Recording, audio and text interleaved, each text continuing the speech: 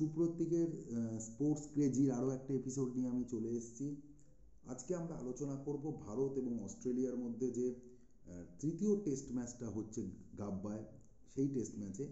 এবং এই মুহূর্তে দাঁড়িয়ে আজ দ্বিতীয় দিনের শেষে মানে অস্ট্রেলিয়ার 400-র ওপর রান করে ফেলেছে। এক্স্যাক্ট কোর্স 403, 7 উইকেট অস্ট্রেলিয়ার পড়েছে। অ্যালেক্স ক্যারি এবং প্যাট কামিন্স ব্যাট করছে। আজ কিন্তু সারাদিনে মানে পুরো খেলাটাই হয়েছে এবং এখনো পর্যন্ত যা খেলা হয়েছে তাতে কিন্তু অস্ট্রেলিয়াই ডোমিনেট করছে, এটা বলা যেতে পারে। এবং আর দ্বিতীয় দিন শুরুতে ভারত অস্ট্রেলিয়ার 3টে উইকেট ফেলে দেয়। উসমান খাউজা, ম্যাক্সউই ও ল্যাবুশানিকে আউট করে দেয়। সেই সময় মনে হচ্ছিল যে এই টেস্ট ম্যাচের ওপর ভারত একটা কন্ট্রোল করবে এবং অস্ট্রেলিয়ার 75 রানে যখন 3 উইকেট হয়ে গেছিল, ঠিক সেই জায়গা থেকে খেলাটা ধরে নেয় কিন্তু ট্রাভিস হেড এবং স্টিভ স্মিথ। এবং অ্যাজ ইউজুয়াল ট্রাভিস হেডের যা রেকর্ড ইন্ডিয়ার এগেনস্টে সেটা আরও একবার প্রমাণ হলো। মানে ট্রাভিস হেডের যদি ওভারঅল টেস্ট রেকর্ড দেখি, মানে অলমোস্ট অ্যাভারেজ 43 করে, ইন্ডিয়ার কাছে বিরুদ্ধে সেটা প্রায় অলমোস্ট 100, মানে আউটস্ট্যান্ডিং রেকর্ড। এবং এতদিনেও কিন্তু ইন্ডিয়া ট্রাভিস হেডকে কী করে আউট করবে সেটা কিন্তু বার করে উঠতে পারলো না। মানে আমি দেখছিলাম ওয়ার্ল্ড টেস্ট চ্যাম্পিয়নশিপ, তারপরে ওয়ার্ল্ড কাপ ফাইনাল, এখানেও সেকেন্ড টেস্ট, যখনই ভারতের বিরুদ্ধে ট্রাভিস হেড ব্যাট করেছে, ট্রাভিস হেড কিন্তু একটা বড় রান করে গেছে। এবং এই যে ট্রাভিস হেড ভারতের বিরুদ্ধে এত সফল, কিন্তু তাকে কিভাবে আউট করবে সেটা কিন্তু ভারত এখনও পর্যন্ত কোনো ক্লু বার করতে পারেনি। এবং ট্রাভিস হেড উইকেটে থাকা মানে খুব দ্রুত রান ওঠে, পাল্টা একটা কাউন্টার অ্যাটাক করে ট্রাভিস হেড, এবং সেটাই আজকে করেছে। ট্রাভিস হেডকে সঙ্গ দিয়েছে কিন্তু স্টিভ স্মিথ, মানে প্রায় 1.5 বছর বাদে টেস্টে সেঞ্চুরি করলো স্টিভ স্মিথ। একটু স্ট্রাগল করছিল প্রথম দিকে, বিশেষ করে আকাশদ্বীপের বলটা খুব স্ট্রাগল করছিল। লাক ফ্যাক্টরটা এখানে ছিল। মানে একটা ওভারে প্রায় 4-5টা বল মানে প্রায় ব্যাটে লাগতে বেরিয়ে গেছে। সেই জায়গা থেকে দাঁড়িয়ে মানে স্টিভ স্মিথ ইনিশিয়ালি যে স্ট্রাগল করছিল, সেই জায়গা থেকে দাঁড়িয়ে স্টিভ স্মিথও কিন্তু 100 করেছে এবং দুজনের মধ্যে একটা বড় পার্টনারশিপ হয়েছে, যে পার্টনারশিপের ওপর দাঁড়িয়ে থেকে কিন্তু অস্ট্রেলিয়া 400-র ওপর রান করে দিয়েছে। ভারতের পক্ষে অ্যাজ ইউজুয়াল যেটা বুমরা মোর সাকসেসফুল বোলার। বাকি বোলারদের মধ্যে আকাশদ্বীপ চেষ্টা করেছে উইকেট পাওয়ার, ভালো বল করেছে, বিশেষ করে স্টিভ স্মিথের বিরুদ্ধে ইনিশিয়ালি খুব ভালো বল করেছে, বাট সেরকম সাকসেস হয়নি। সিরাজকে খুব ফেড লেগেছে, খুব অফ কালার লেগেছে সিরাজকে, মানে উইকেট পাওয়ার মতো লাগেনি। এবং স্পিনার হিসেবে জাদেজার সেরকম কিছু করার ছিল না, নীতিশ রেড্ডি বরঞ্চ এসে উইকেট পেয়েছে। তো এই জায়গায় দাঁড়িয়ে মানে কে কী করেছে আমরা বলে দিলাম। কি হতে পারে এই টেস্ট ম্যাচে? দেখো, এখনও পর্যন্ত এই টেস্ট ম্যাচে যে দিকে যাচ্ছে তাতে দুটো রেজাল্ট পসিবল রয়েছে। এক, অস্ট্রেলিয়ার জয়, কারণ এখান থেকে ভারত কামব্যাক করে এই টেস্ট ম্যাচ জিতবে, এটা কিন্তু মানে খুব মানে একটা অ্যাবসার্ড ব্যাপার। আর একটা বৃষ্টি, অর্থাৎ বৃষ্টি হয়ে খেলাটা কিন্তু না হওয়ার। এবং যা ফোরকাস্টিং রয়েছে তাতে কাল বৃষ্টির একটা সম্ভাবনা রয়েছে, প্রায় 90% বৃষ্টির হতে পারে উইথ থান্ডারস্টর্ম। এবং যদি 90% বৃষ্টি হয় উইথ থান্ডারস্টর্ম, সেক্ষেত্রে খেলা না হওয়ার পসিবিলিটি রয়েছে। এবং চতুর্থ দিন মানে মঙ্গলবার এই টেস্ট ম্যাচে, সেদিনও বৃষ্টির সম্ভাবনা রয়েছে। সুতরাং বৃষ্টি এই টেস্ট ম্যাচে কিন্তু ভারতকে বাঁচাতে পারে। তার বাদ দিলে ভারতের পারফরমেন্স কিন্তু আজকে ভীষণ অর্ডিনারি, ভীষণ মানে বোলিং ভীষণ অর্ডিনারি লেগেছে। রোহিত শর্মার ক্যাপ্টেনশিপটা আমার ভীষণ অর্ডিনারি লেগেছে। কোথাও গিয়ে আমার মনে হচ্ছে যে এই যে অফ ফর্ম, রোহিত শর্মার অফ ফর্ম টেস্ট ক্রিকেটে, সেটা তার ক্যাপ্টেনশিপে একটা এফেক্ট করছে। ক্যাপ্টেনশিপ সেরকম ভালো হচ্ছে না, বোলিং পরিবর্তন সেরকম ভালো হচ্ছে না। অর্থাৎ কোথাও গিয়ে এই যে টেস্ট ক্রিকেটে রোহিতের খারাপ ফর্ম, সেটা তার ক্যাপ্টেনশিপে এফেক্ট করছে।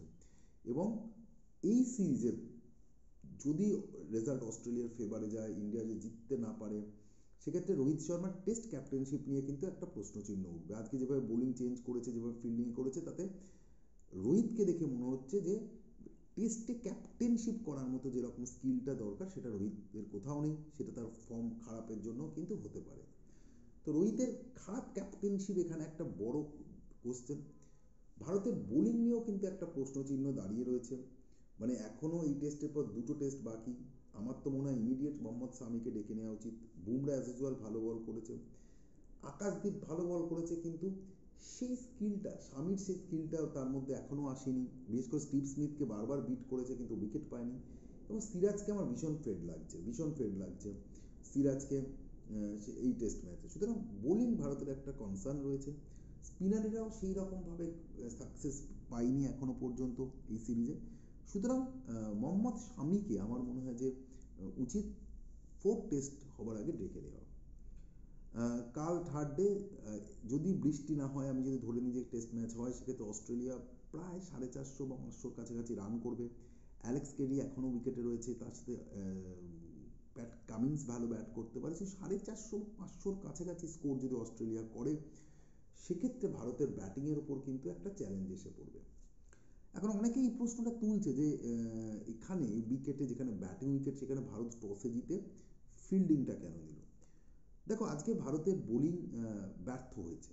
আজকে অস্ট্রেলিয়ার প্যাট কামিন্সও বলেছে তারা টসে জিতে ফিল্ডিং নিতে, যেহেতু মেঘলা ওয়েদার ছিল। তাই জন্যই প্রশ্নগুলো উঠছে। আজকে যদি এখানে দাঁড়িয়ে ভারতের বোলিংটা দুর্দান্ত কিছু হয়ে যেত, অস্ট্রেলিয়াকে 75-3 থেকে যদি ভারত 200 বা 150-র মধ্যে অল আউট করে দিত, তাহলে হয়তো এই প্রশ্নটা উঠতো না। কেন এই অস্ট্রেলিয়া একসময় 75 রানে 3 উইকেট পড়ে গেছিল, কিন্তু উঠতো না। সুতরাং এই প্রশ্নগুলো না মানে খুব একটা প্রশ্ন করার মতো, যে একটা মেঘলা আবহাওয়ায় তুমি টসে জিতে ফিল্ডিং কেন নিয়েছো। কেন আজকে এই প্রশ্নটা উঠছে? যেহেতু ভারতের বোলিংটা ব্যর্থ হয়েছে। হতে পারে রোহিত শর্মা সেই রিস্কটা নেয়নি যে আগে ব্যাট করার। ব্যাঙ্গালোরে এরকম একটা ক্লাউডি ওয়েদারে ভারত আগে ব্যাট করে 46 অল আউট হয়েছিল, হয়তো সেই রিস্কটা নিতে চায়নি। রোহিতের পয়েন্ট অফ ভিউতে এটা হতে পারে, কিন্তু পয়েন্ট অফ ভিউগুলো নিয়ে এখন আলোচনাটা আমার মনে হয় না করাই ভালো। আজকে আমাদের বোলিংটা ব্যর্থ হয়েছে বলেই প্রশ্নটা হচ্ছে। প্যাট কামিন্সও বলেছিল টসে জিতে সে ফিল্ডিং নিত, কেন যেরকম কন্ডিশন ছিল, মেঘলা ওয়েদার ছিল, বৃষ্টি হচ্ছিল। সেই জায়গায় দাঁড়িয়ে আমার মনে হয় গতকাল যে 13 ওভার খেলা হচ্ছে, এবং সেই 13 ওভার অস্ট্রেলিয়া যে 28 রান করেছে, ওই 13 ওভারটা ভারত যদি 1-2 উইকেট পেতে পারতো ওই সিচুয়েশনে, সেটা বেটার হতো।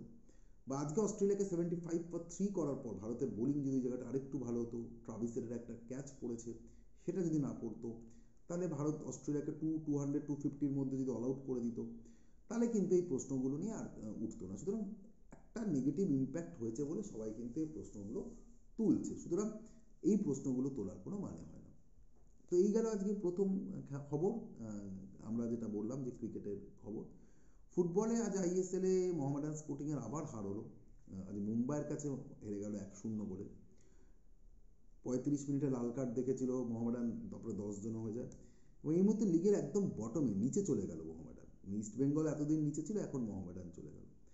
এবং সত্যি কথা বলতে মানে মোহামেডানের সমর্থকরা হতাশ হবে। মোহামেডান এই যে পারফরমেন্সটা করছে, এবারই প্রথম আইএসএলে মোহামেডান উঠেছে, অনেক এক্সপেকটেশন ছিল মোহামেডান স্পোর্টিংকে নিয়ে, কিন্তু যত দিন যাচ্ছে দেখা যাচ্ছে যে মোহামেডানের খেলা কিন্তু তত খারাপ হচ্ছে। এবং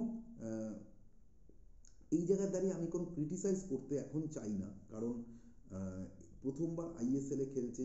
এর আগে মোহামেডান আই লিগ খেলেছে, আই লিগ এবং আইএসএল এর মধ্যে অনেক ডিফারেন্স রয়েছে।